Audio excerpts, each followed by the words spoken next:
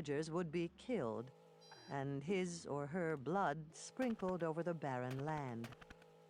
There was no idea as yet of the radiant gods of Olympus who would have loathed the hateful sacrifice. Mankind had only a dim feeling that as their own life depended utterly on seed time and harvest, there must be a deep connection between themselves and the earth, and that their blood, which was nourished by the corn, could in turn nourish it at need. What more natural, then, if a beautiful boy had thus been killed, than to think, when later the ground bloomed with narcissus or hyacinths, that the flowers were his very self, changed and yet living again. So they would tell each other it had happened, a lovely miracle which made the cruel death seem less cruel. Then, as the ages passed and people no longer believed that the earth needed blood to be fruitful, all that was cruel in the story would be dropped and in the end forgotten. No one would remember that terrible things had once been done. Hyacinthus, they would say, died not slaughtered by his kinsfolk to get food for them, but only because of a sorrowful mistake.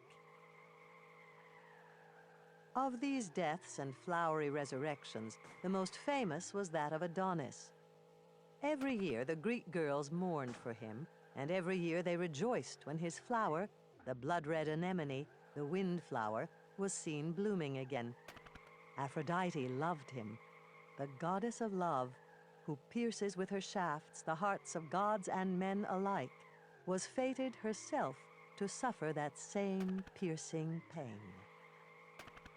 She saw him when he was born, and even then loved him, and decided he should be hers. She carried him to Persephone to take charge of him for her, but Persephone loved him too, and would not give him back to Aphrodite, not even when the goddess went down to the underworld to get him. Neither goddess would yield, and finally, Zeus himself had to judge between them. He decided that Adonis should spend half the year with each, the autumn and winter with the queen of the dead, the spring and summer with the goddess of love and beauty. All the time he was with Aphrodite, she sought only to please him. He was keen for the chase, and often she would leave her swan-drawn car, in which she was used to glide at her ease through the air, and follow him along rough woodland ways dressed like a huntress. But one sad day she happened not to be with him, and he tracked down a mighty boar. With his hunting dogs, he brought the beast to bay.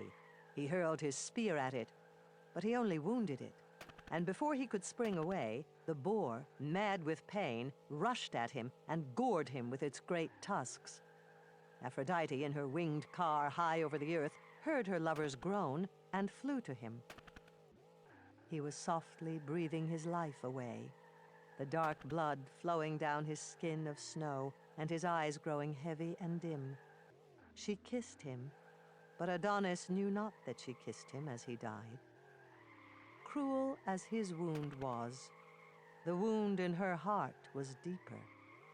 She spoke to him, although she knew he could not hear her.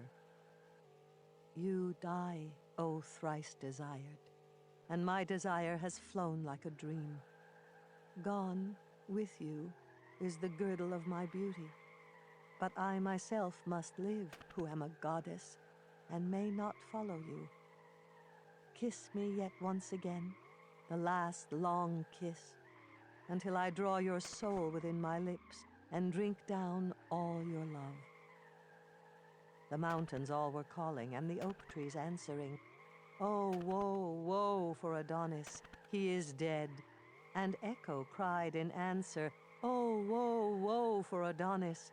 And all the loves wept for him, and all the muses too. But down in the black underworld, Adonis could not hear them, nor see the crimson flower that sprang up where each drop of his blood had stained the earth. Part 2. Stories